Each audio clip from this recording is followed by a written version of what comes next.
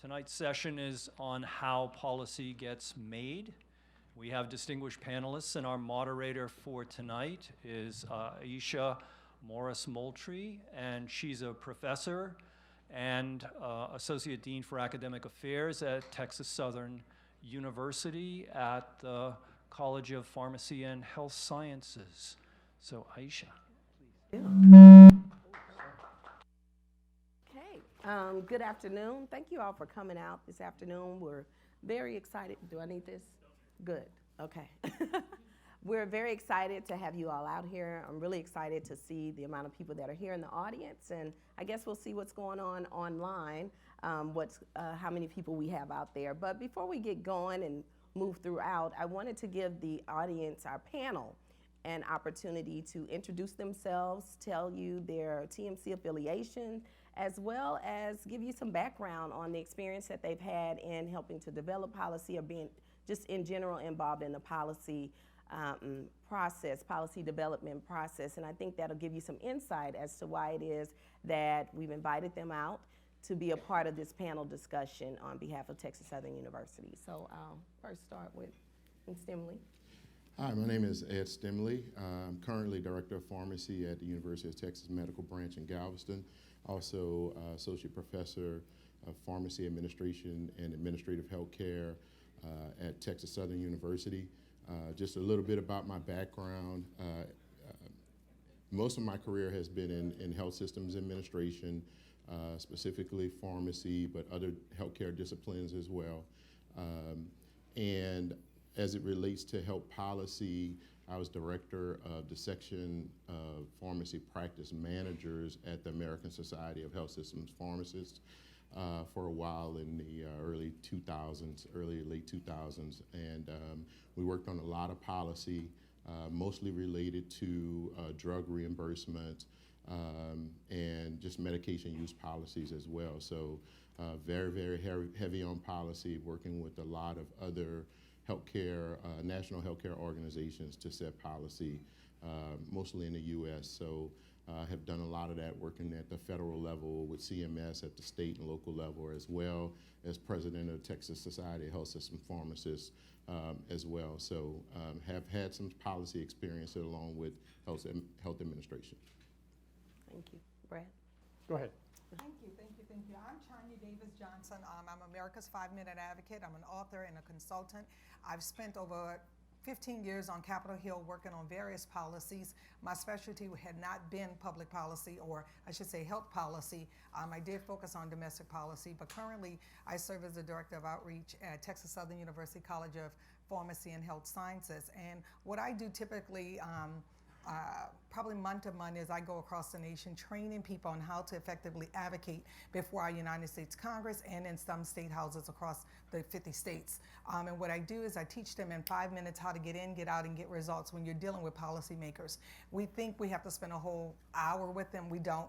Take 5 minutes, then follow up, because that's where the impact is in following up with your legislator or the decision maker in that case. And so that's who I am, Chonya Davis-Johnson, America's 5-Minute Advocate. Thank you. That's effective. That's impressive. And following Chonya, I'm Brad Shields. I'm a professional paid lobbyist. I have been for many years, had my own firm in Austin. I am a lobbyist on the state level, and I've started working at the Texas Capitol in 1973. So I've been doing this a long time in health policy during all of that time. But I currently represent pharmacy at the state capitol. I represent both the hospital pharmacists, the health system pharmacists, as well as the chain drugstores. And so I've been involved in pharmacy policy for a long time. I'm extraordinarily disturbed or impressed the fact that tonight's choice with either this panel or the State of the Union message. And I'm somewhat amazed that you chose this panel, but thank you for being here. Okay, thank you. So from those introductions, you can tell we have vast amount of experience. We have it at an organization level, have state level, as well as national level. So we should be able to get a lot of discussion going. And so just to give you some insight about what it is that we're looking for. We're not looking for this to just be formal. We're not just looking for our panel to talk to themselves, but we do want the audience to participate. So if you have questions along the way, please feel free to ask those questions. I have some pre-prepared questions laid out that I will be posing to the group. But if there's some insight that you would like to ask, or if there's some follow-up that you have, please feel free to raise your hand. We will be looking for your participation. This is not designed to be you sit here and just look. We do want you to participate and be a part of the discussion with us this afternoon. So without further ado, we'll go ahead and jump right in. And I'll first look at Brad and ask, can you talk to the group about the various stages of health policy development? Sure. And I learned this many years ago. It's oversimplified, but if you think about how legislation is initiated, how health policy is changed, I was told many years ago that all health-related policies or all bills are generated for one of three reasons: need, greed, or community pride. And those pretty much cover all of the reasons why a policy will be initiated, a bill will be brought to the legislature or to the Congress. And there's certainly need where policies have to change, they have to be updated, they have to be modernized, the marketplace changes so that there needs to be changes. So that there's a certain need there. Greed, I can't tell you the number of examples I could give you as to how one company will come and initiate legislation that will enhance their position in the marketplace and disadvantage somebody else's. You see that every single day. We don't see it. Congress, in my opinion, does a really good job of hiding that, and especially how they hide amendments inside larger bills that all of a sudden you hear about later on that advantage some granary or some fishery or some organization. But community pride is one that you also won't miss. When you see them come up with legislation to create a medical school in an area where there isn't one now and there isn't a need for one, but they still want to have one, and I could name a pharmacy school or two. But community pride is often a very strong motivator for creating legislation. So the processes that go through is what I was asked, and I think everybody's going to jump in and give their added thoughts to that. But you will see either the regulated or the regulators bring initiatives forward. In other words, the regulators, the people who are their job to regulate an industry or to license a profession, they will see as they regulate changes in the industry, problems that occur that need to be fixed. So you'll often see the regulators step forward and say, this is something that needs to change to address a new problem that we're seeing. You'll also see the regulated, whether it's the pharmacy profession or the industry or whatever it may be, will step forward and say, these particular rules or these particular laws are antiquated. They stop us from doing a good job. They don't really provide any benefit to anybody other than to create hurdles for us to jump over. So you'll see the industry step forward and say, the law needs to be modernized, it needs to be streamlined, and you'll see, one of the favorite political discussions is too much regulation and things like that. Well, that's to certain people, that's true. So the processes are that you'll see either the regulated or the regulators initiate concepts, and then it'll have to go through the process of deliberation, where the two sides will have to get their opportunity to discuss it and object and support, and whether or not it makes it through the legislative process, either in Congress or in Austin, will have a lot to do with which side is more effective in their arguments. But I'll stop there and let you pick it up, and anybody else. So I guess I would start with, how many of you in the room are regulators or the regulated? Which regulators, raise your hand. I don't think you'll see too many of those. Regulated. Okay.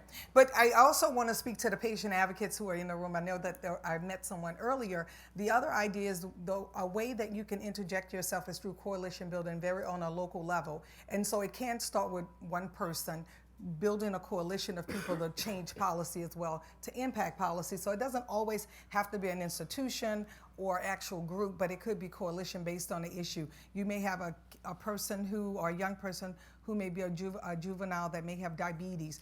That just didn't start with a necessarily institution. It could have started with parents in different areas and things like that impacting policy. And so what I would say to you that policy decisions or policy ideas in some instances do come from everyday people. And so you just have to find a way to insert yourself in the discussion and or be a part of one of those groups that are coalition building when they go on before the legislature, whether it be in the State House or if it's in Washington, D.C. at our United States Congress. And so that's the one thing that I would also. So, if you're an advocate, if you're a young person and you're thinking about how can I interject myself, become, on a grassroots level, there's some things that you can do there. There's some other things that you can do in coalition building if you're part of the Nurse Association or the Association for Pharmacists.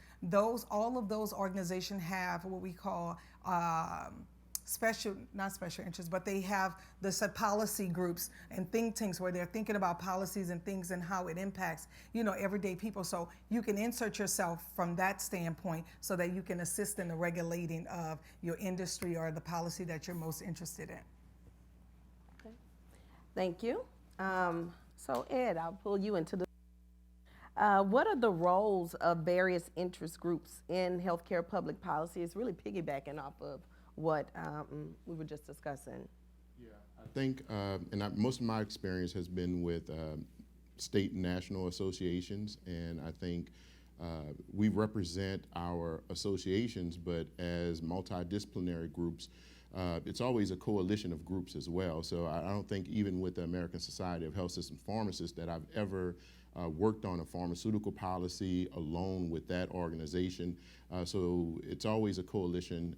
It's always collaboration with the American Medical Association or nursing associations where we find common ground on policies, and they are more effective that way so that we're not competing against each other on policy when it comes to health. It's kind of always been interdisciplinary, and that's been more of a buzz term as of late, especially in education. We're trying to train our students to be interdisciplinary and to learn together, but the policies have always been interdisciplinary, and I don't think we really realize that. So that's been big at that level to bring together policy. Like I said, some examples that I can use on reimbursement, how it affects, you would think pharmaceutical reimbursement would just be advocated for by National Pharmacy Association, but it also affects which drugs we might carry in health systems and how we administer those drugs, and nurses have to be involved, physicians and prescribing, and it all works together. And so I think in having all of that together, it really helps. And one of the things that you'll see is, just the overlap that we have as health professionals in what we are responsible for and how policy meshes together. And so when you think about, I always like to think about the medication use process. And so we have prescribing and administration and dispensing and monitoring, patient monitoring. And so I always like to ask, who is responsible for administration of medications in that process? Yes.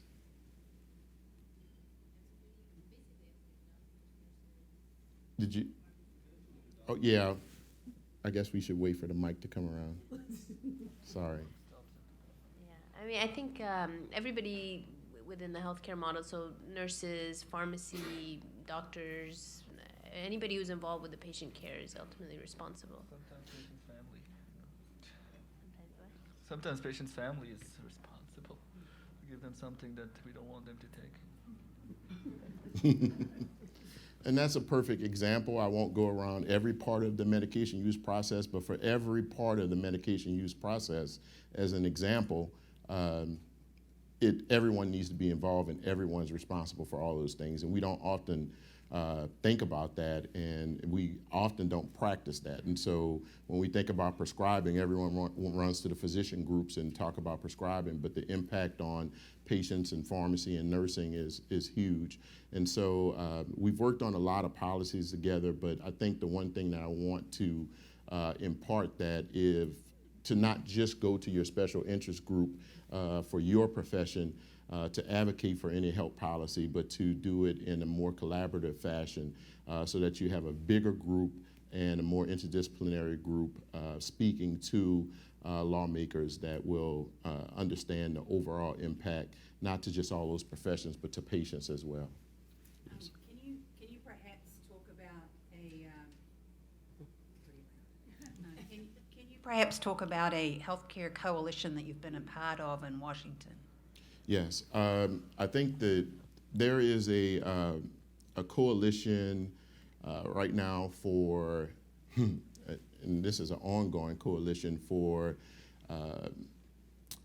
what, I guess there are several terms. I don't remember the exact, it's changed a lot, but the House bill is maybe, I'm thinking about provider status. Is it 391 or, I'm not sure, but there's a provider status.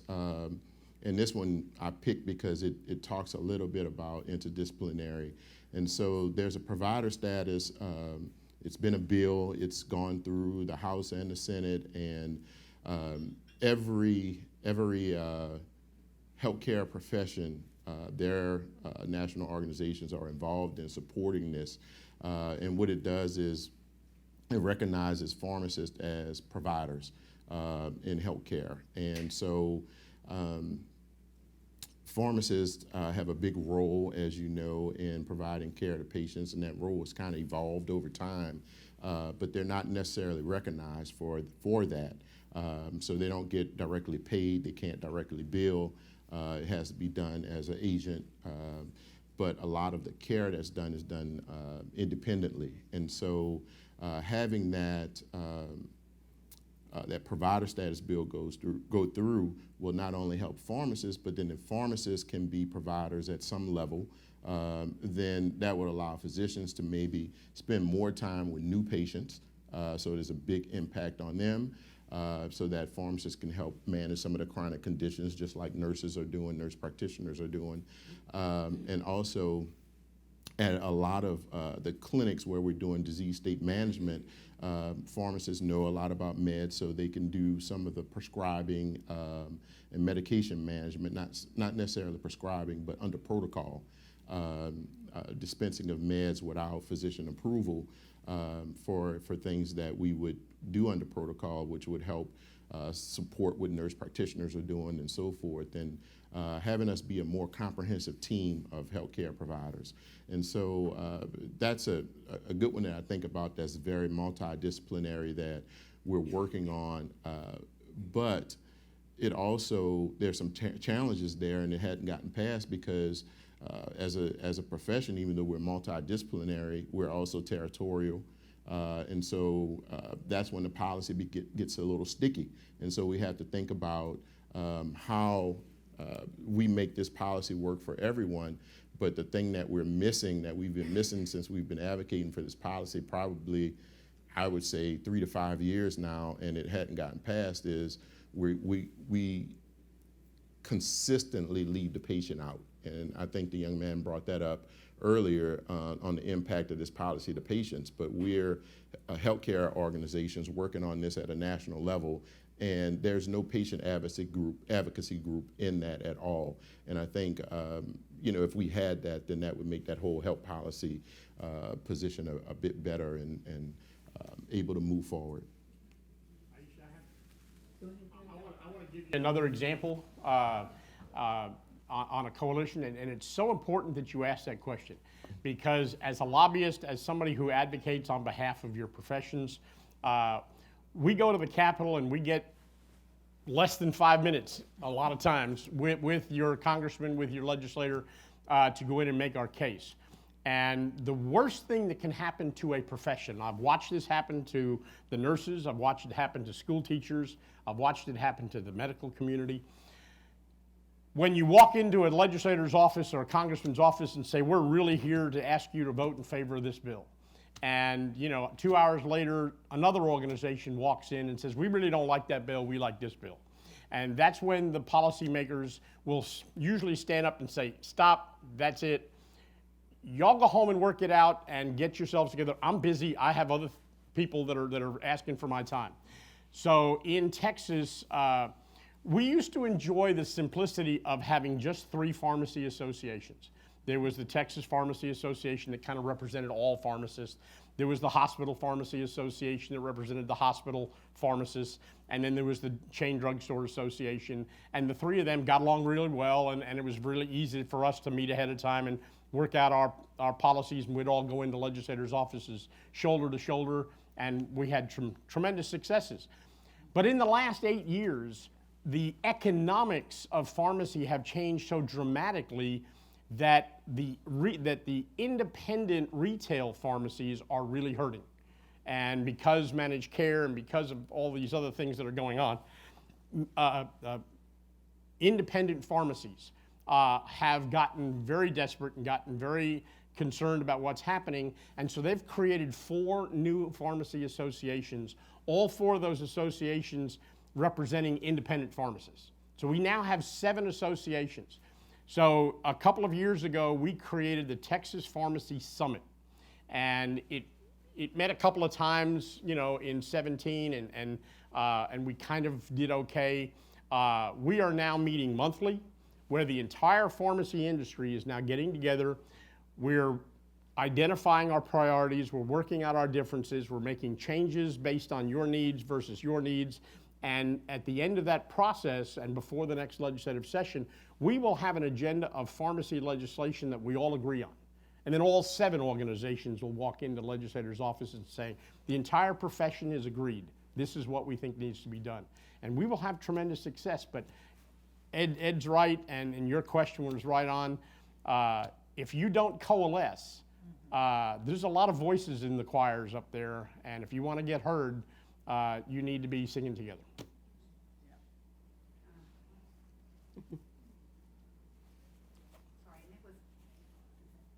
They'll turn it up once you start talking.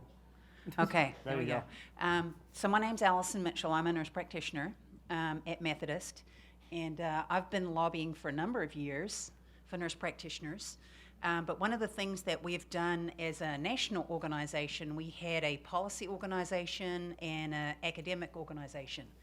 And we joined those organizations together. So now our national organization has over 78,000 members, and we have a place on the Hill. We're very well represented now. We're much better funded. Everybody needs to learn what a PAC is. Because money talks. It's a political action committee, and learn how to give. So to make things, you need to be able to give. Another thing that we've done in Texas, being a southern state, I'm an acute care You're nurse. not from here, are you? I'm from Houston, New Zealand.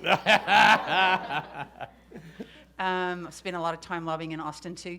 One of the things we've done as nurse practitioners is that we now have an APRN alliance, which is advanced practice, but it's a coalition with nursing because we have 80,000 nurses in Texas. So that's a lot of voters, and people vote. So like the summit at the pharmacy, exactly the same thing.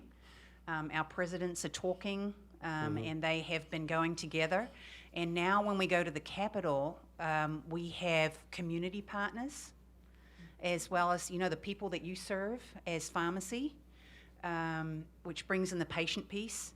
And the power of coalitions is having other organizations speak for you. Like I can say, as an acute care nurse practitioner, every day I work very closely with my pharmacist because we have a lot of transplant patients. So with transplant, there's a lot of side effects. There's a lot of counseling that goes on when they leave. So it's very much patient specific. And there are a lot of things that pharmacy can do on their own. In fact, pharmacists at Methodist manage the transplant population, manage the LVAD population. So they're very key. And also in communities, people consult their pharmacists, as you drive through CVS. They have their people that they talk to, and some of those people are techs as well. So there's a lot of opportunity, but I think there's a lot of power in coalition. Thank you for sharing that. Good deal. Okay. We're going to bring you up here and sit with us. Next Thank you. So I will start with Chonya on this one. What's the difference between presidential, congressional, and state roles in healthcare, public policy debate, establishment, and implementation? It's a lot. But It is a lot. So we'll start with the first part. Yeah. So if you understand how policy and laws are made, basically when it's going to affect the entire United States, obviously most policy starts at the federal level. So if we think about the American Affordable Care Act, obviously that really started on the national level because they wanted to make sure or ensure that more people had access to health care. That's where the debate started. And then it trickles down on the state levels. I can't necessarily say that, let me see, congressional, state roles. So it didn't go local to your city, but generally, once it goes to the state, it's all about a regulatory issue, and he can address that. But generally, policy is going to start on the federal level when it's going to impact most of Americans in these United States. And the conversation could come from an interest group. We know that interest groups take the lead on informing members of Congress or informing communities and or association members about policies and how they're impacting constituents or consumers across the United States. So really for me, I have seen it where it just starts right on I would say on a congressional level, because I've worked in members of Congress office locally. One particular policy that is it's not helped, but it's partly is. I was in a member of Congress office, I think Congresswoman Donna Edwards' office back in 07 or 08. And a mom came in because they were doing construction at the National Harbor in Washington, D.C. area, and the construction site was not secured. And so there was a young man who decided to go and play in this area. Well, he gets on a big tractor trailer, the thing starts up, they forgot the keys in it or something happens, and he dies. The mom then begins on a local level advocating for, more safety around these construction sites and things like that. We then trickle that policy up federally. So then the Congresswoman was able to introduce a bill to talk about construction site safety in residential neighborhoods. And so for me, that's where I saw policy start. And policy can start with just a basic issue that you may have, but it is about making sure you build coalitions with other organizations, like-minded individuals who are interested in that policy as well and who can help. We call it carry the water, whether it be to legislators or other interest groups, so that you can have that buy-in. And so that's where it really starts on a national level. State level, I think they look to the federal government in some instances to inform, especially when it deals with changing access and things like that for policy. You want to add? It's a bit awkward. I will tell you that it's not clear-cut where the federal responsibilities end and the state responsibilities begin. And we're seeing this happening now. In other words, each state licenses all of their own doctors and licenses all of their own nurses and all of their own pharmacists, and yet every state has different standards for those things. You would think that would maybe make some more sense to make that a national registry or national licensing standard. You would think it would, but that's not the way it works. Regulation of medications, whether it's the drugs and things like that. Some of it is on a state level. Most of it's on a national level. You're seeing right now the debate ensuing where all the states think that they have the authority to legalize one degree or another medical marijuana or marijuana for recreational purposes. And many states have already started passing laws doing that, and the feds are going, hang on, I'm not sure we're ready to give that up yet. So it's awkward. And so you have to, it's not consistent. And so you really have to kind of follow the thread as to where it begins. And as Ed was talking about, On a national level, there's a coalition of healthcare providers and patient advocates working to help pharmacists be recognized as providers. Now, the trick there, by the way, is once we're recognized as providers, you can get paid by insurance to provide services. We can provide it all day long for free right now.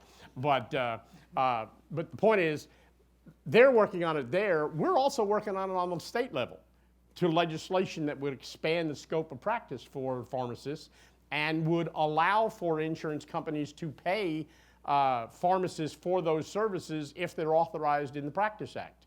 Now, we're kind of hoping that if the national level doesn't pick up and require insurance companies to pay pharmacists for those services, we might be able to convince insurance companies locally that, you know what, it might cost less if a pharmacist did it than who the people you're paying now. So I just wanted to add to your point, which is it's a little messy as far as figuring out who's in charge. And if I could add this other thing too, remember, you're in the state of Texas, and every state have what we call a state office in Washington, D.C., where they're lobbying for issues particularly related to their state. And so in some instances, when it's going to have a national impact, their lobbyists with the state or on those different issues are then talking to the delegation from the state of Texas about those issues that directly impact the state of Texas. And in some instances, states then coalition build. So it may be, because we're in this part, it could be Louisiana, Mississippi, and Texas, who then talk about the impact of, let's say, the storms or Hurricane Harvey if it hit Louisiana and Mississippi. So then they coalition build. So they are talking to each other, not as frequent as they should. They're not necessarily, really having like sort of this sit-down dinner, but they do try to come to the table to really bring those issues that are impacting people on a state level to the federal level, because that's how they find out. They meet with their congressional representatives, and sometimes state people write different members of Congress about a lot of different things. I've worked for at least 5 members of Congress, and we've gotten letters on a lot of different issues. And when it's a state issue, we send it to the state. When it's a federal issue, we address the issue, and we may send it to a federal agency. If it's local and it deals with the city of Houston, we're going to send it down. We may do a follow-up because it may be impacting a constituent directly, but we have no jurisdiction of it. And so it's important to understand, who has a jurisdiction over the issue so that you can get the result that you want or the response. Okay, thank you. So we will move on, and okay, so this is a good one. This is loaded. I'll start with you, Ed. What changes have you seen in the policymaking process as a result of changes in presidential administration?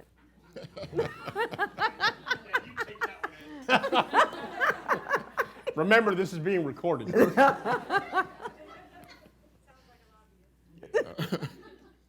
Well, I think that it'd be befitting to talk more about healthcare with this group, and obviously that's a huge change in direction from one administration to another. And in this one, I'm going to try to do my best, as I've learned as dean and talking to large groups and about sensitive issues, to throw that back on you, and so we'd have more discussion, and so everyone's not just listening to me and I'm on the hook for a response. But anyway, I think with the changes in healthcare positions, since we hadn't really changed a lot of law yet directly for healthcare, we are really looking at, let me see if I can narrow it down a little.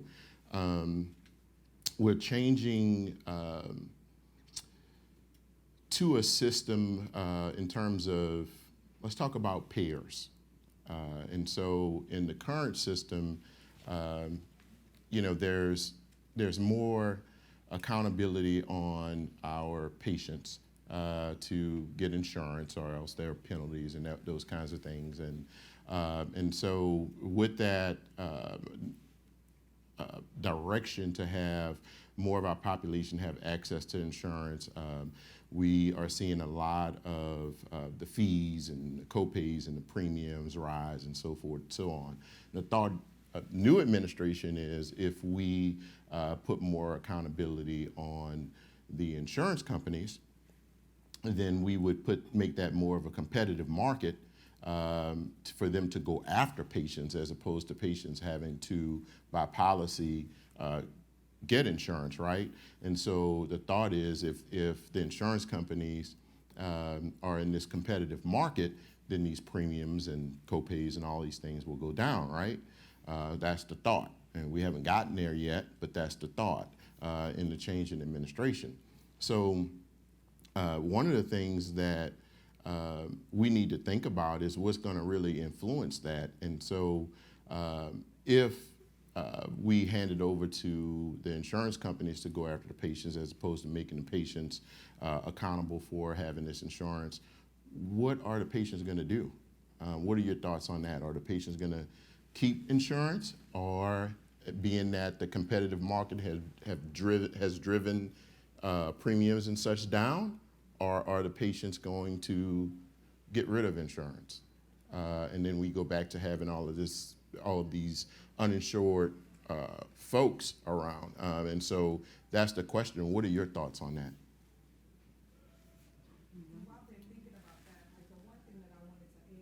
To that is that I just did a little research, and the top 3 issues that the healthcare industry are going to be faced with this year, and this is what they're saying through the Health Academy, is paying for care, the affordability of care, research and ethics and governance, and then patient advocacy and just advocacy. So I think you can insert yourself in the process by learning to be more effective advocate for the issues that you care about, whether it be through the training and the facilitation of discussions like this will better inform you and what association you're a part of, to be a part of one of those persons that are writing the legislature, or calling the legislature, or going before the legislature to protest, and or just speak on a certain issue. So I think because they're driving the agenda, and those are the things that are mostly being talked about on Capitol Hill, is, okay, affordable care. You know, now we know that there are going to be some changes. How are we going to address those issues? What about the governance and ethics issues that are surrounding the healthcare industry, and then advocacy? So I just wanted to add that to the discussion. Sure. That's perfect. And if I could add one additional point, most of you all probably heard on the news today, if not, you'll read about it tomorrow morning, how 3 companies, Amazon, Berkshire Hathaway, and Chase, have all decided that they're going to get together and address this high cost of healthcare crisis. And they're talking about getting into the insurance business. And this is part of what Ed's talking about, changing policies as it relates to insurers. Now, it had an effect on the stock market today, which, you know, that's fine. But can you imagine this seed change, this change in direction as to how insurance is provided in this country, if behemoth companies like that all get together and say, no, we're going to do it this way? And if all those companies become insurance companies, and if their idea of primary health care is at the Amazon plants, at the Berkshire Hathaway plants, if they were to assign a doctor, hire a doctor full-time, pay him a salary, put him in an office at the end of the hallway down there and say, hey, employees, from now on, when you get sick, don't stay home, come to work. And go down and see that doctor, and he's going to treat you for free. We're going to pay his salary, and there's no insurance claims, but you just sit in the waiting room down there, and if we need 2, we'll get 2. But you go in there and have your primary health care needs taken care of instantly, and no insurance claims. This is going to be fun. I mean, this is major changes, and this is what's probably going to happen, is some kind of a major shift in the way health care is provided in this country. And, you know, you'll still buy insurance, or those 3 companies would probably still provide insurance to their employees for catastrophic care or hospitalization or drugs. But if you were to carve out the primary care piece of that whole thing and start providing it to your employees for free, that'd be an interesting concept. So we'll turn it back over to the audience to see Yeah. if there's some feedback on thoughts. Okay, I was actually going to go back to your question about how presidential and congressional aspects change health policy or what's going on. So my name is Rupal Patel. I'm a faculty member in the School of Physical Therapy at Texas Women's University, and I teach in this area, and I'm also a health advocate, and I'm in Washington, D.C. every year, as well as in Austin every other year. And one of the policy things that for us in the rehab arena that's important is Medicare therapy cap.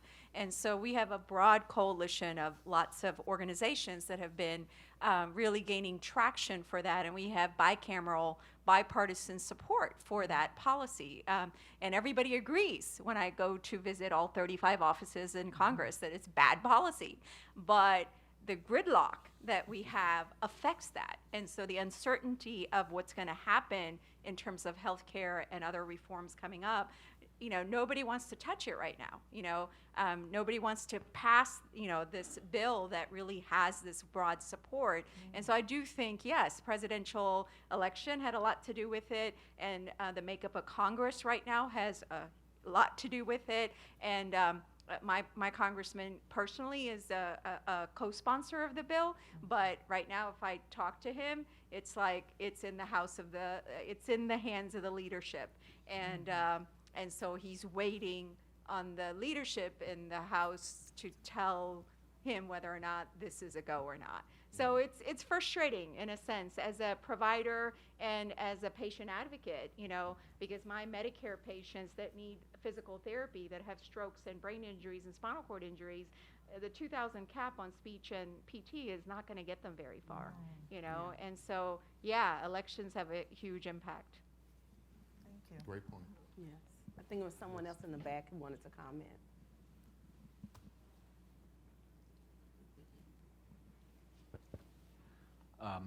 So my name is Patrick O'Mayan. I'm a political scientist and a research fellow at the VA in Baylor. Little bit of background, I've done some work on, I've taught some health policy courses. I've done some work on some consulting work with the American Federation of Teachers.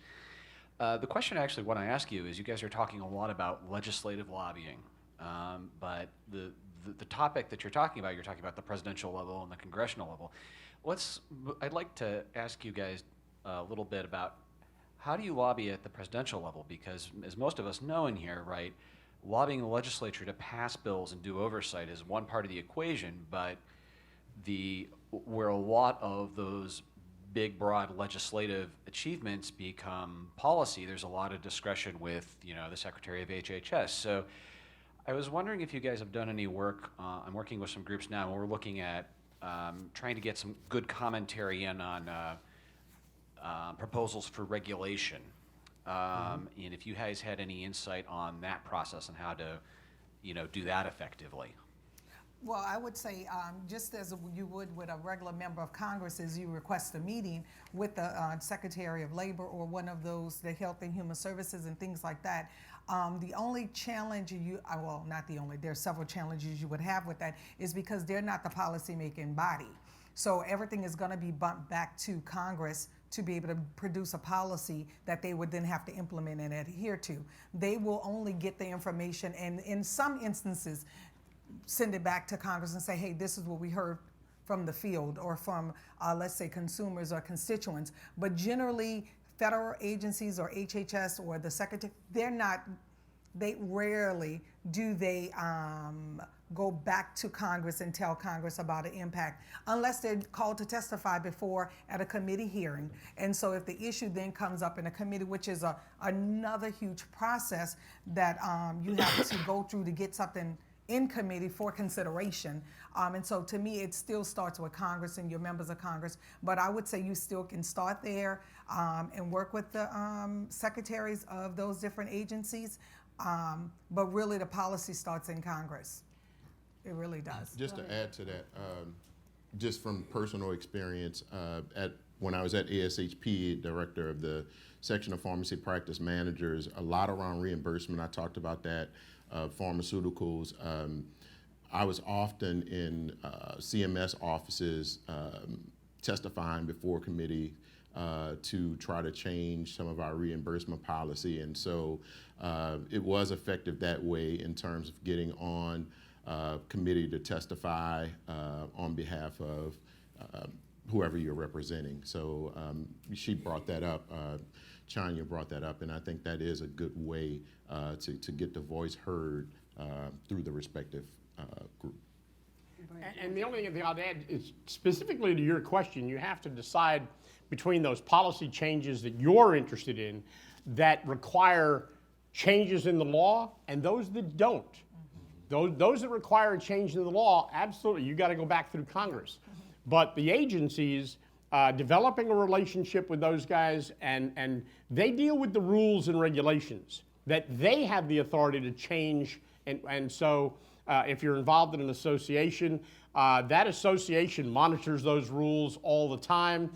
They hear the feedback from their membership that says, this rule's killing us, and it serves no purpose. We can petition whether it's HHSC or the State Board of Pharmacy or whatever, and we can say, we would like for you to consider changing this rule.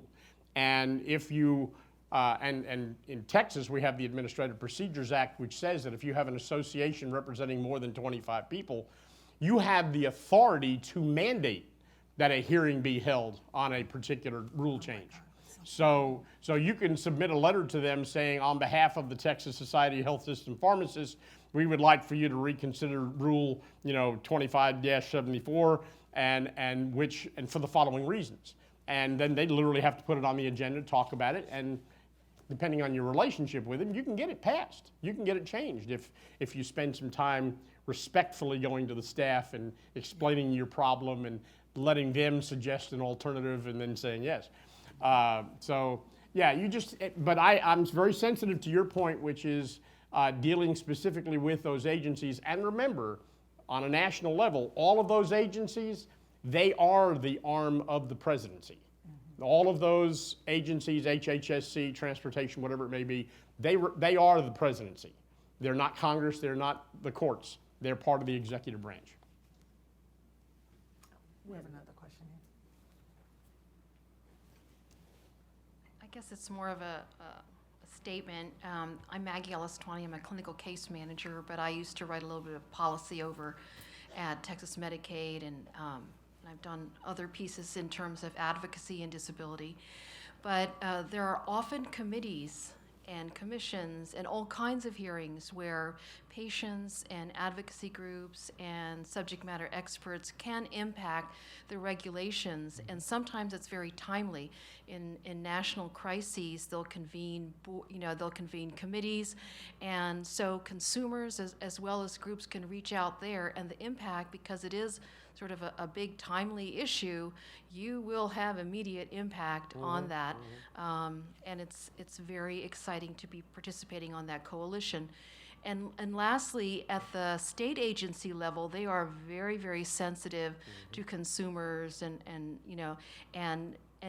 even at the level of the family, not even coalition groups.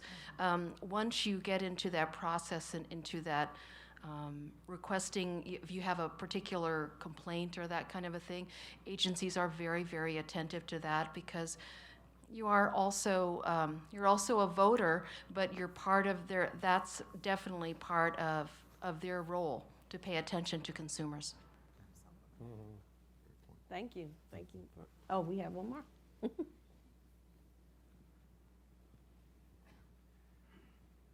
And this really has more to do with the presidency. We saw that a lot of policy that could be created with the stroke of a pen could be reversed with the stroke of an eraser.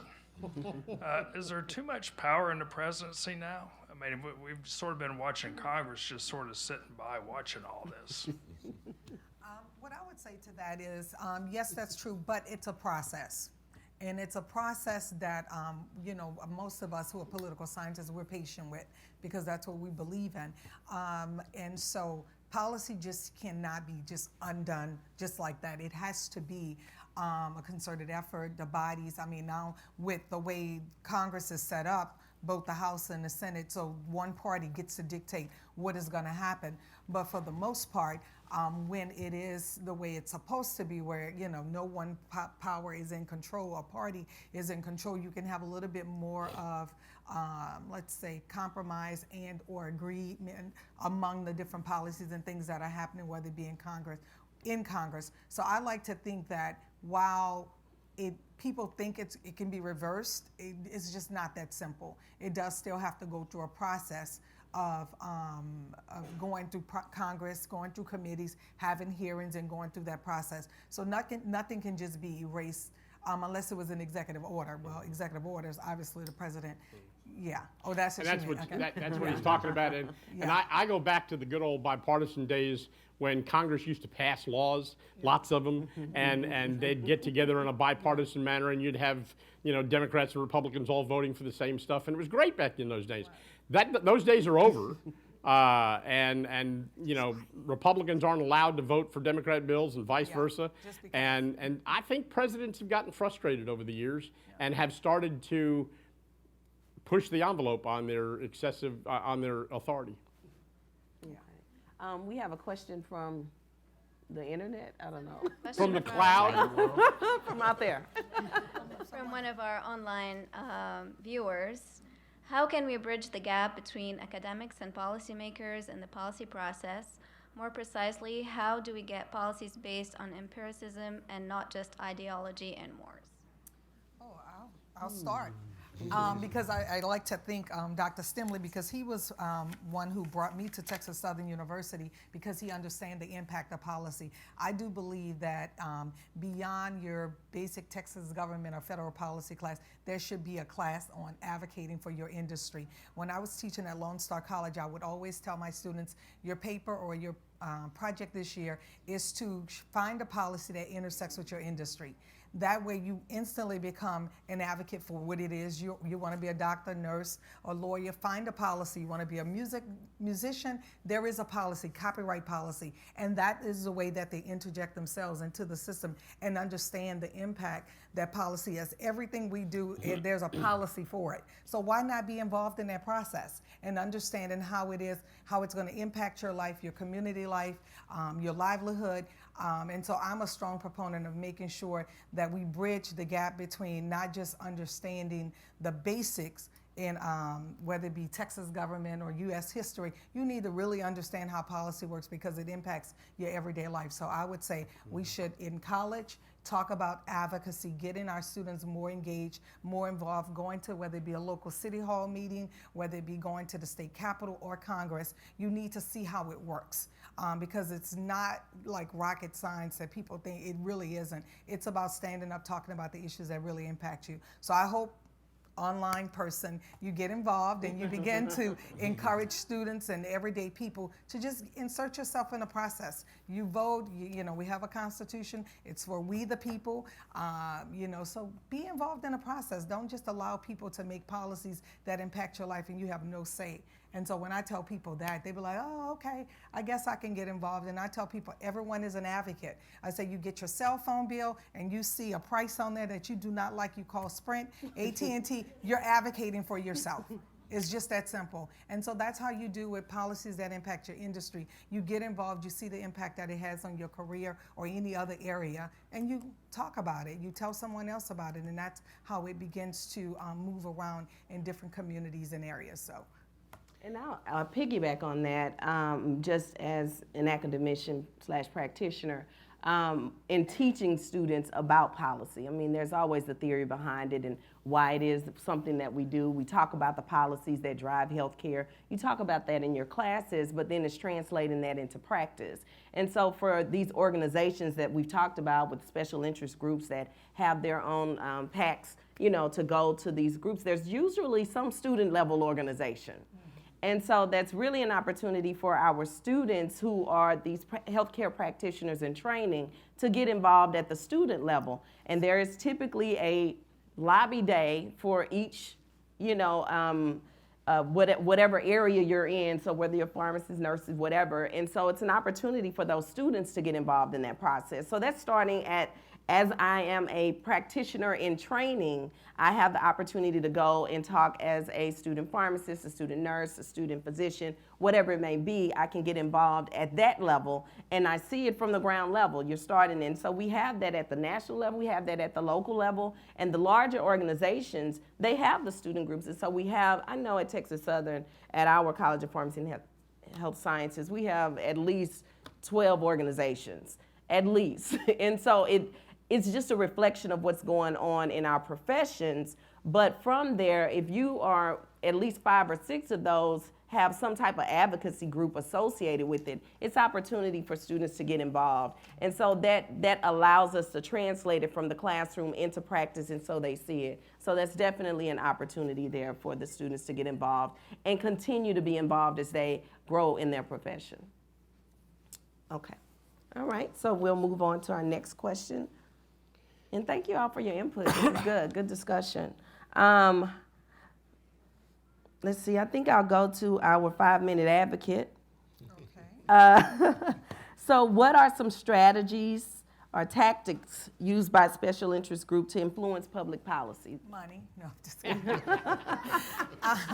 Well, one essential is money, and I think someone stated that earlier, young lady there talking about being involved in a PAC, which is a association or a group that gives money to candidates. That is one way. However, that is not the only way.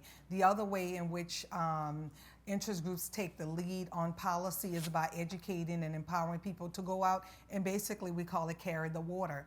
And that could be by making sure you guys call once a month to a legislator to get them to change their vote or change their position on a particular issue. It could be a very interesting letter writing campaign where members of Congress will receive about 3,000 to 4,000 letters about one particular issue.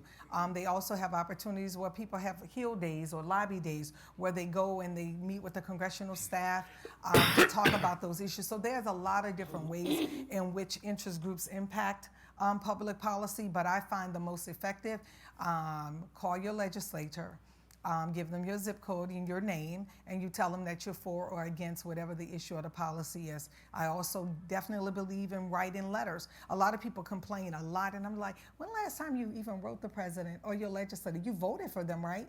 But did you write them to make sure you held them accountable for what they say they were going to do in the election? Did you do that? You know, how are you holding that elected official accountable? I also tell people that you actually are your member of Congress ambassador or your state legislature ambassador. You're the person that's supposed to inform them of what's happening on the ground. They can't possibly be in every place. You know, they're getting information from different places. You can be one of those advocates, and it only takes 5 minutes. Call them. They're not going to stay on the phone with you very long, and most of us are educated enough to write a letter within 5 minutes. And when you go and testify before a committee hearing, whether it be city council or your school board, you have 3 minutes to get your point across and how it's going to impact your community. And so there's various different ways, and I hope that you guys are encouraged and empowered to do something more in your field to advocate for the things that you care about. Do emails count? Emails do count. The interesting thing is that when, through a member of a Congress office, because I can speak for them, generally they will print them out and put them and stack them. So a member of Congress, if you ever seen them on the floor saying, I got over 1,000 emails on this issue, you know, they have counted them. Do they read them all? It depends, but if it's a stock letter, you know it's form letter, like an association or someone has given it to them, but they do take it into consideration and say, we've gotten 10,000 letters on privatization of Social Security, if something like that, or 1099s, or whatever the case may be. But they do see them. They don't like read them to say, oh, Johnny sent this one. Now, if you are that interested, you can call and say, I'm sorry, but I sent the email and I want you to verify whether or not the member of Congress have received it, and I want a response. Because generally, sometimes they'll send a response back to, mostly, I'm gonna tell you, handwritten letters get the job done, just so you know. Snail mail, it still gets the job done because a member of Congress know that a constituent took the time to write the letter about that issue, and then you add in a specific point of how it impacts you or your community. A form letter can't do that, but you can talk about how it directly impacts Chonya and her community. My daughter is XYZ, fair public education, and I will put a whole paragraph in there, and they're gonna respond back to what it is I talked about. And then if I see the member of Congress at an event, I said, hey, did you get my letter? And I'm like really like on it, Congresswoman Jackson Lee, did you get my letter? And then what she's gonna do, because Chonya was in her ear, did you guys get a letter from Chonya Davis-Johnson? She wrote about XYZ, if they're that good. But generally, if you write a letter, you're going to get a response, and then you should follow up as well. I tell people, if you write or call, you can follow up. Nothing's wrong with that. You got 5 minutes. So, like, use your 5 minutes. Yeah. I'll tell you one little secret, and I'll add one piece to that. The secret is that Congress and legislators' offices have now gotten very sophisticated. And so that when those handwritten letters come in, those phone calls come in, those emails come in, they now have an intern that's inputting all of that into your profile. You have a profile. If you have communicated with that legislator, they're going to build a file on you. And they're going to put your information because you're registered to vote. Now, if you're not registered to vote, they won't write anything down because they won't care. But if you are registered to vote, they will keep a file on you. And I have seen it happen before where, you know, a legislator is preparing to meet a constituent in a group of people that are going to meet, and the staff prints out, you know, the printout and says, you know, Mr. Elliott's going to be there. He wrote you about this bill 2 months ago. And Representative so-and-so looks really good when he says, Bob, I got your letter, you know, and it really does good. The other thing I would add is social media. Social media is getting to be huge. Yes. And every single legislator, congressman now has Facebook pages. And when you spend the time to go on to their Facebook page and rant and rave about your issue, they will follow up because they know that all of their other followers saw that. And so social media is getting to be very, very wise, and I'm starting to incorporate that into my lobby practice. As I will lobby for a group of people who are interested in something, I will direct them to go to their legislators' pages and write supportive comments about this particular bill. And I've gotten comments back saying, boy, I've gotten a lot of interest about your bill, Brad. And, you know, wow, that's really, and it said, yeah, no accident there. Yeah. But social media is something to add to that strategy as well. That's a quick response. Companies respond quickly too. When you post about a product on their website or what have you, they will respond like that. So that is probably one of the most effective ways. You don't want them to put you off because they'll be like, oh, someone will get back with you, but you have to stay at it. I would definitely agree with that. We have one question here, and then he'll come back to you. Is this on? Yes. I have a couple of questions, if you don't mind. I work in the addiction industry. Mm-hmm. I'm a student at UT Health, and I work at the Houston Recovery Center, and I do some advocacy work around peer recovery bills. One of my questions is, we'll do a lot of work to get a bill passed, and then it gets vetoed by the governor. So do you do anything to advocate to the governor? Sure. Okay. I mean, in my practice, you know, a lot of lobbyists will quit the day the session's over and they'll say, well, I passed the bill, I'm done. But no, you literally do have to lobby the governor's staff as hard as you lobbied, you know, the members. And we get letters written to the governor's office. You have to make it very uncomfortable for the governor to veto your bill. And because a lot of times they hope they'll veto it and nobody will notice, or they'll get a few accolades from some conservative that was overreach. You need to lobby, especially if it was controversial. You need to get your constituents and your advocates to lobby the governor's office just as much. And if they start getting a lot of attention on it, you've created a situation where it's a little embarrassing. It's going to be public when they do it, and they don't usually like to take the risk. So yes, you have to follow up. So what's the timing of that? Because bill making's all about timing, right? And we're in an interim session now, so we've got to get organized and get our messages and get a consensus in the community. And then you start this whole bill-making process, but where in that process do you start to influence the governor? And from the beginning, or well, if you're doing this on your own, if you're a volunteer and you're not hiring the best lobbyist available in Texas. No, we're all just boots on the ground. If you're doing this, then you're going to need to assign certain people. I mean, when you make your to-do list of all the people you're going to go talk to, you have to make sure that you include the governor's policy staff. These are young people who don't usually see the light of day. They're stuck in an office somewhere. But you need to make an appointment and go sit down and say, by the way, this bill is working its way through the legislature. I thought I'd come and explain it to you, answer any questions you have. That's the best way to put a positive feel for the bill so that the governor doesn't object to it at the last minute. I've seen bills vetoed for the dumbest reasons, and it's got nothing to do with the bill. And if you had taken the time to go brief their staff and tell them what the intent was and what the reason was, you probably would have avoided that problem. Okay, I have one other question, if you don't mind. So I belong to a coalition, and it's a statewide coalition. And if you know addiction, there's a lot of different components in terms of recovery process. There's detox and treatment and housing, and then there's needle exchanges and Good Samaritan, and the laundry list across the state gets really big. And so trying to get all of these constituents in rural areas and urban areas across all of these different subjects to come down to what is the message. Most people kind of stick in their camp, right? So when we go to on Hill Day what they want us to do is talk about what we're pitching, but bring their stuff with us and leave it. I think that's confusing to go to a legislator to give one message but say, hey, there's this other stuff.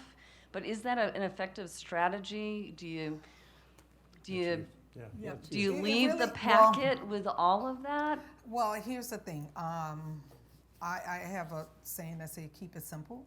Keep it very simple. Stick to one issue, because that is what the staff is remembering. That's what they probably wrote in their memo to the member. If you cloud it with 4 or 5 other, a confused mind do not buy. And so if you continue to add multiple issues to it, it get lost. Stick to one issue, the one that is most pressing, the low-hanging fruit, where you can get yourself a win, and you then go back about the other issues. But when you come in with 5 different issues, it's like, this is way too much. It's like a laundry list. Yeah, it's too confusing. They don't want to look. It really is for staff, particularly, because I was a staffer, and then they were like, what they want? Because people, my members of Congress, they want to, what you want?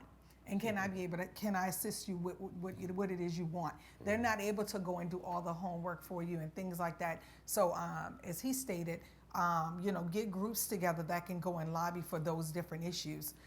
You don't all have to go at one time, but you can find those person that can speak passionately about the issue, how it directly impacts them, their family, or what have you. They don't have to go all at the same time on the same issue. But I will tell you this, that it could get a little bit, confusing in a calendar year if you have 6 visits to a member of Congress office on 6 different issues. They're like, what issue? So I would say pick one that you would agree to, and then start working it down like that. And be very mindful that, they're humans just like we are, and so thank them.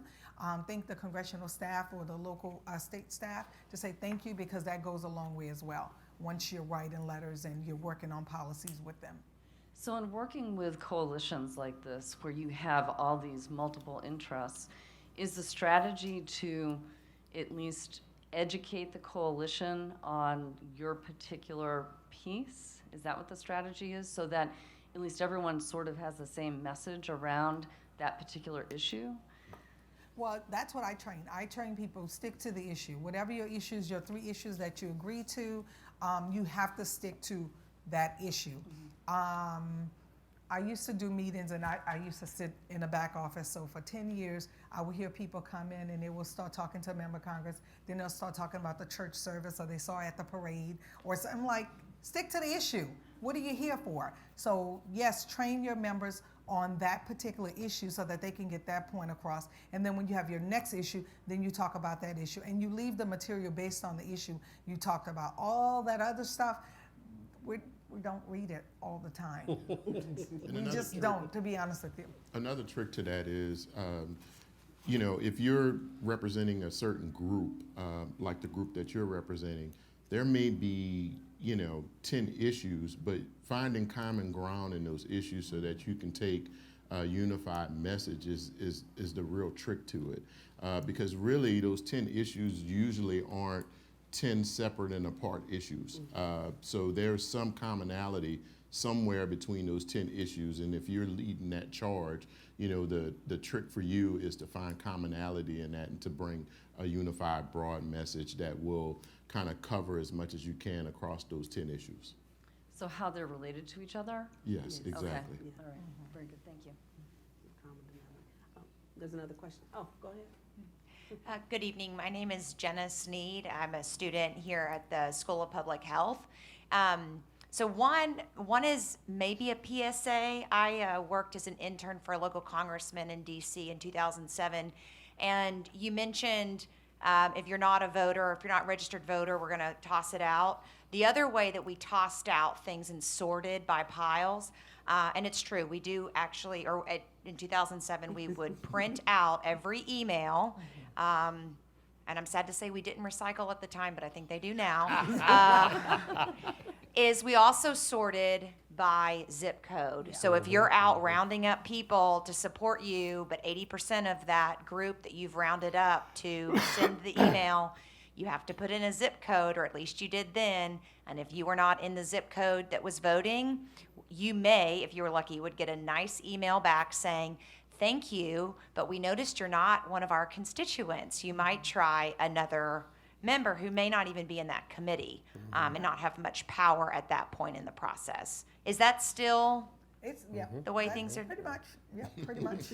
Okay. Pretty much, I mean, yeah, because you have now online, when you go, even when you call now, which I was so annoyed by, but when you even call 202-225-3121, it asks you for your zip code. I'm like, really? So I'm like, I don't like that. But if you go online as Write Your Rep, it's gonna ask you what your zip code is, and you can only really send an email if you have a zip code that is in that member of Congress district.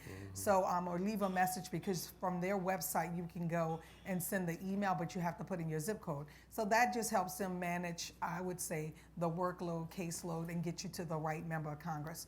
So that they can respond effectively or what have you. But if you write a letter, they'll get the letter. If you're on the line of their district, I know one office that I worked in, this member of Congress didn't particularly care, like, you know, because I guess they felt like there was a congressperson for the people.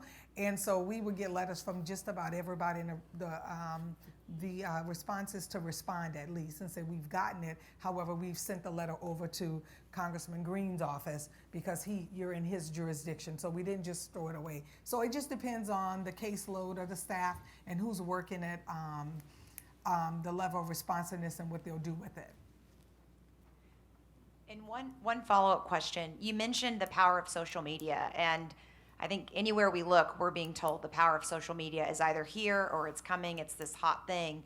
And, you know, in the back of my mind, I think, okay, hop on my social media accounts and be a brand ambassador for my employer or my school or whatever cause I care about.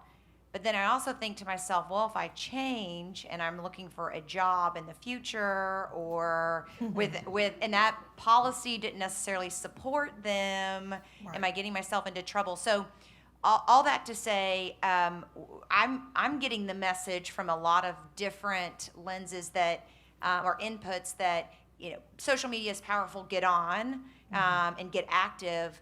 But then there's not a lot of training in terms of how to do it well. What would you have to say to that? So I'll tell you what I do. On my social media, I'm not very, my social media, I'm not very political at all. I don't comment about our current president. I respect him as the president of these United States. So I don't comment. People be going off, you know, they just write, and I just be like, that's not a fight I want to participate in, because I may one day work for the administration of any one of the parties. So I don't get involved in it. So you do have to, as an individual, step back and think about where it is you're trying to go. But if it's a policy that particularly impacts me, so when it comes to public education, my daughter, I have a 13-year-old daughter, she's in public school. So if it's a policy that impacts public education, then I will speak up about it. If it's a policy, let's see, I don't do a whole lot of political stuff on, because people know I'm America's 5-minute advocate, so I'm advocating for a lot of different things on other platforms, but you have to know what it is you stand for and what you want to be,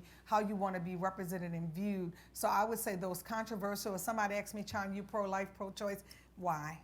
Like, does it really matter? So I don't really take a position on a lot of issues, because I don't want someone to box me in. You know, they may look at me and be like, oh, you're a Democrat. I was like, oh, okay. Or, you know, just think like you really don't know.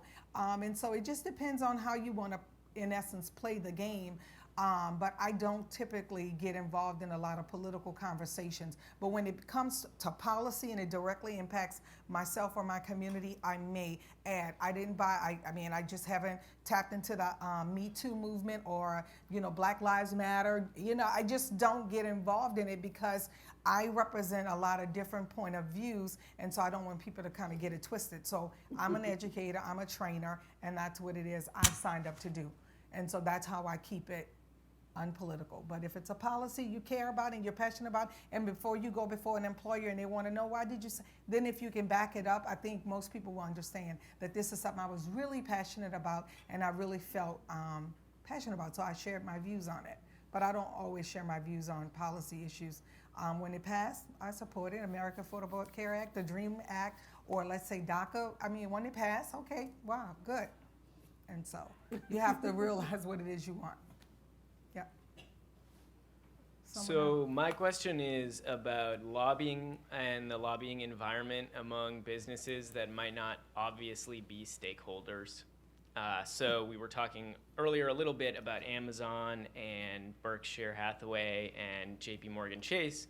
So I'm wondering, is Amazon going out and hiring a bunch of lobbyists now, or have they previously already employed a lobbying team? They already have lobbyists.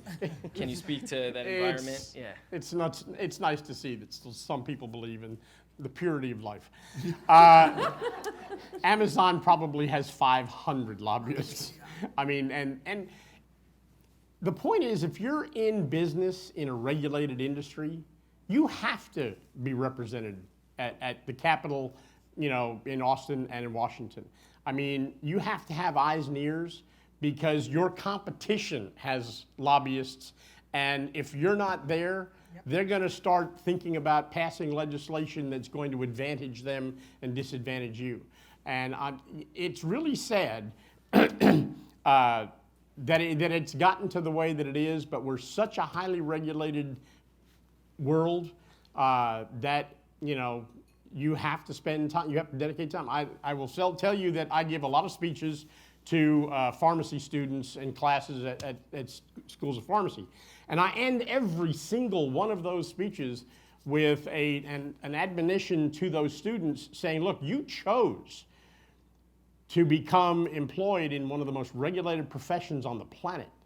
So for the rest of your career, you need to plan on dedicating a certain amount of your time and your talent to defending your profession and to being involved in representing your profession.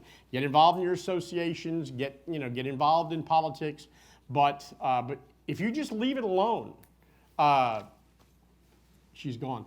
The nurses will take over the pharmacy industry, and I mean, they would love to be able to dispense and administer medication. They already administer, but it's that kind of a turf battle and world that we live in.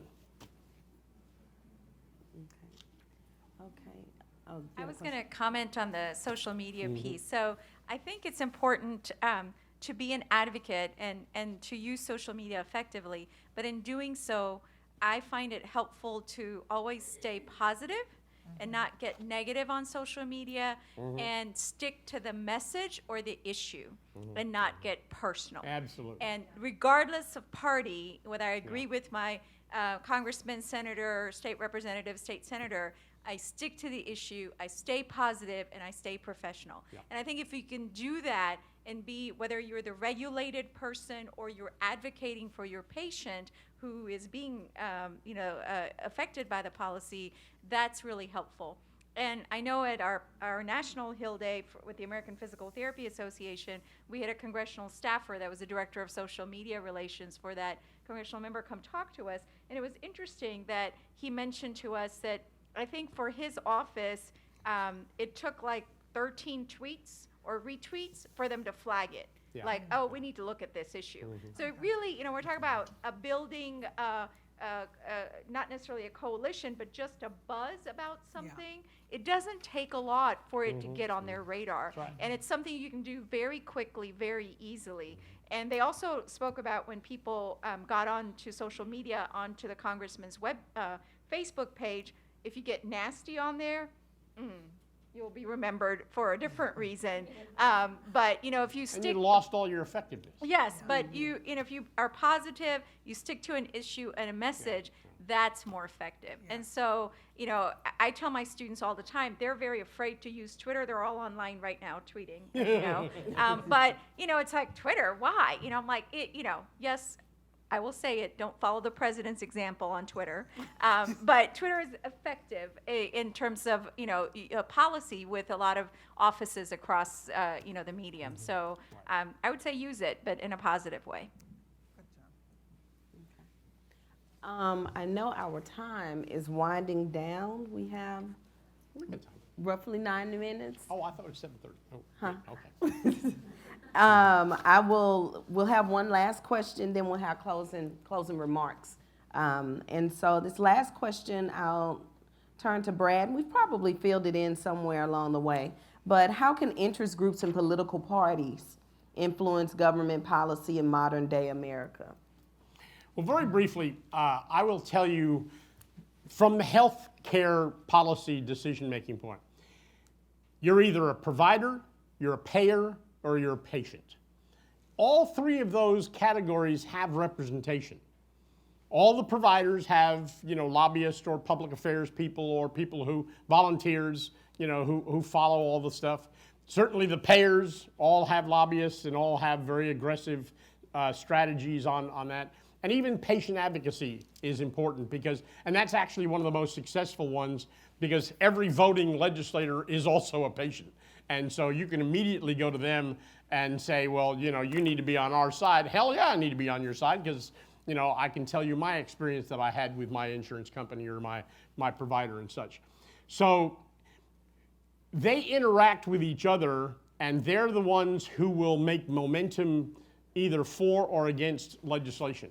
And so if you are employed or if you're involved in a profession that's regulated, then you absolutely have to spend time advocating on behalf of your profession. I will tell you that one of the training items that we've adopted over the years with the clients that we represent is we have dramatically increased our encouragement for them to get involved in what we call grassroots politics. And, when you send letters, when you send emails, you send a lobbyist into a legislator's office to articulate the issues. We can be great friends, myself and the legislator and stuff like that, but he will always know that I'm being paid to stand there and talk to him.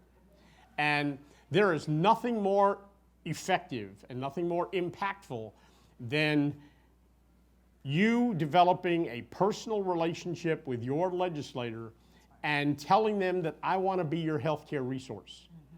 And how do you get that? I've actually got a document that we send out to our people. It's titled 10 Things to Do to Establish a First Name Basis Relationship with Your Legislator. If you do these 10 things, if you do all of these, next time you're walking down the aisle of the grocery store, they're going to say, Bob, how you doing? And that's the key. That is the most effective because if you live in their neighborhood, if you see them in church, if you see them in the grocery store, if your kids are on the same basketball team, and you've volunteered in their campaigns, you've maybe contributed $10.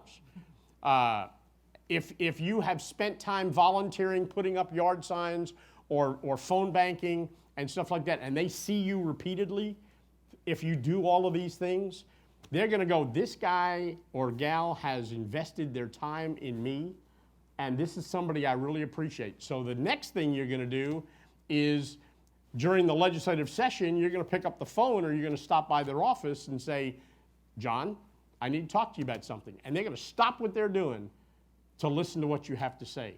And that only takes 5 minutes, but that lasts all day. And so my encouragement is as social media gets bigger, as all of the lobbying tactics from paid lobbyists to volunteers, it is now much, much more important that these congressmen and legislators know who you are. Yeah. If you go to the trouble to do that, you have more influence than 10,000 people down the street who he doesn't know or she doesn't know. And so if you're in a profession and you want to spend the time to do this, and it's kind of fun, and the last thing I'll say, and I'll be quiet, is money is not anywhere close to being on top of the list of what's important. Right. In other words, we give campaign contributions, but they're in the $250, $500, $1,000 contributions. That doesn't make any difference to anybody at all.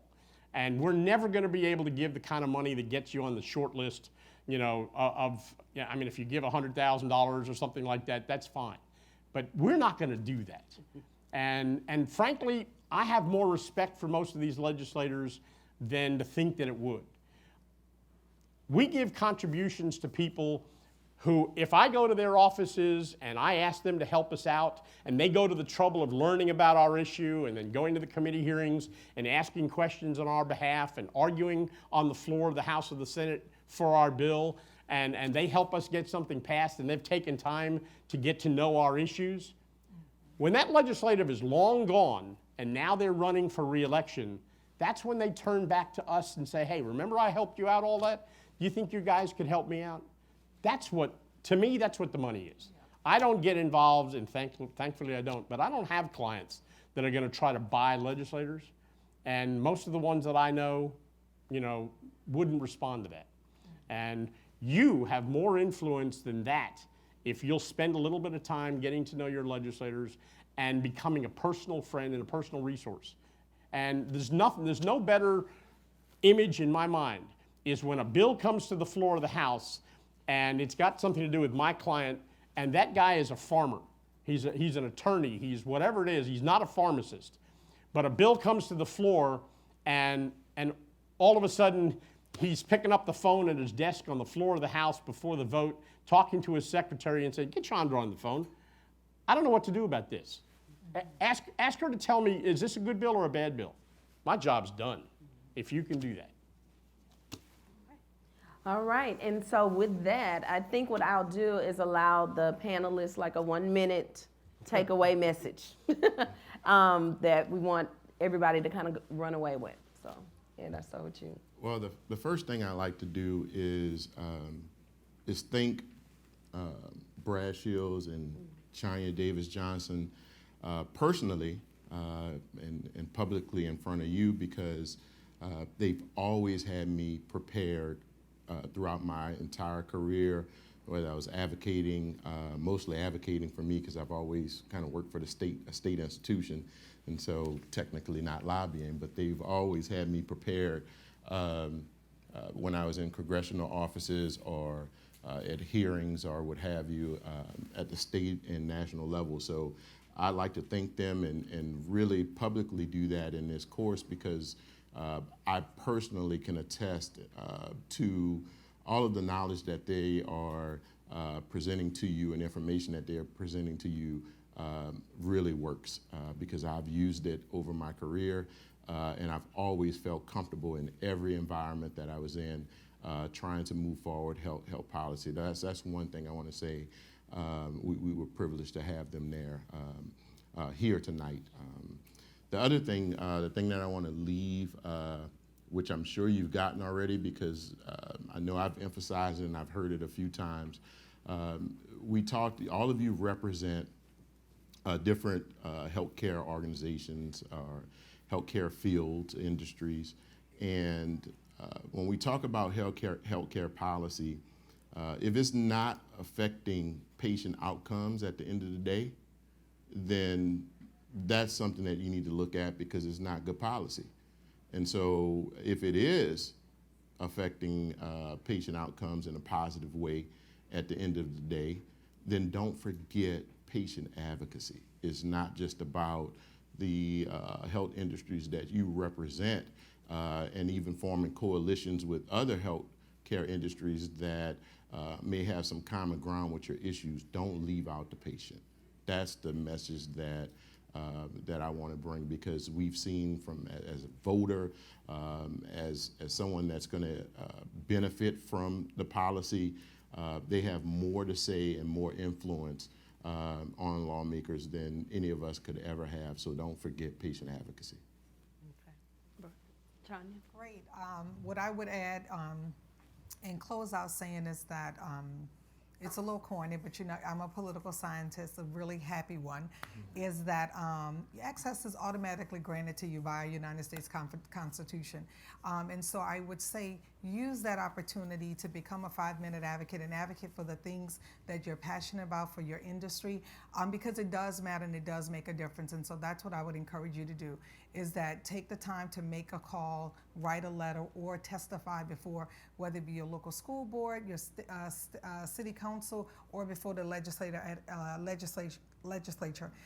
in a committee, because it does make a difference You'll be surprised at the number of people that are going before members of Congress just talking about the same issues that impact you. Like, you just have to add your voice to the chorus so that they can begin to see that. But if you sit back and do nothing, somebody else is going to do something. And so I would encourage you each to become 5-minute advocates. That's all it takes. They don't want to stay on the phone with you past 3.